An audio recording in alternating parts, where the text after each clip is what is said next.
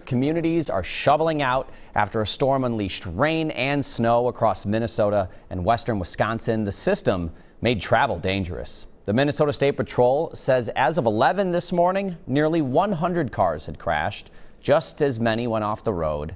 At least 11 people are hurt. Tonight, both Minneapolis and St. Paul have snow emergencies in place. As with any winter storm in Minnesota, the day after typically involves a shovel or snowblower. Our Adam Duxter hit the road this morning to see how neighborhoods are faring with the new snow and icy streets. As the sun rose over snow and slush, the conditions about everywhere were terrible. The rain plus the snow. And it was a recipe for disaster. I can't believe it. Almost 100 wrecks and just as many spinouts statewide before noon. About 3 of them just this morning coming from northeast.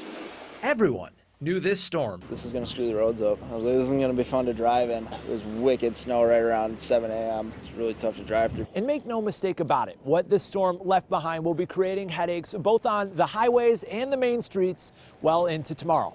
But not everyone is upset to see the snow.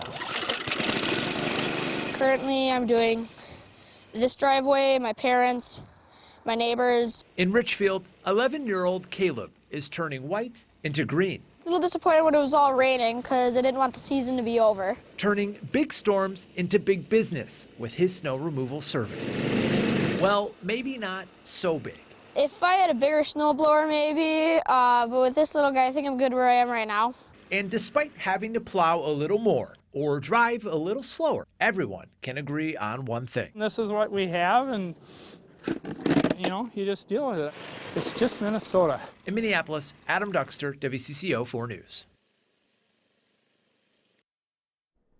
And while Minnesotans dig out, communities in Iowa are going through debris. The same system that hit our region sent tornadoes spinning through our neighbor to the south, killing at least 7 people and destroying homes.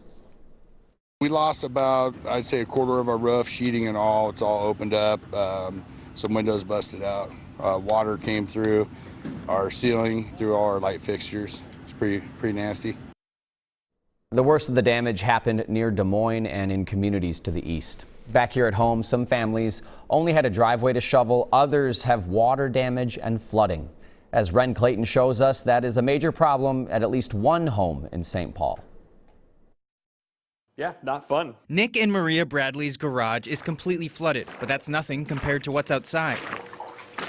I expected it to fill up a little bit more, but not to this extent. This is a little crazy. There was plenty of packed, frozen snow in the yard of this home in the Mac Groveland neighborhood of St. Paul. It sits at a low point, so water comes to rest there. Then yesterday's warm temps and rain made for a frustrating and time-consuming weekend. This entire flooding where it's front to back is totally new. We haven't seen this since owning the house. So we went to the pros at Restoration One for help. For their situation, sandbags would really help. They've got to get stuff to pour around their house. So if they can get sandbags around their house, that would help them.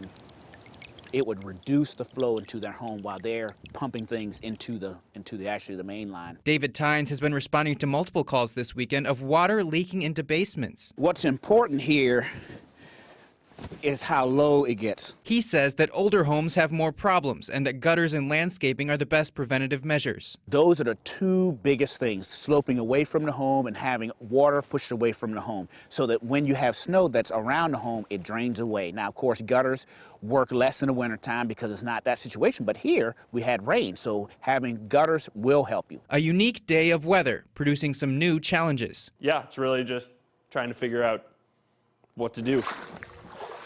In St. Paul, Ren Clayton, WCCO 4 News. Restoration One says to look for cracks in your basement walls and fill them in before the water has a chance to seep in.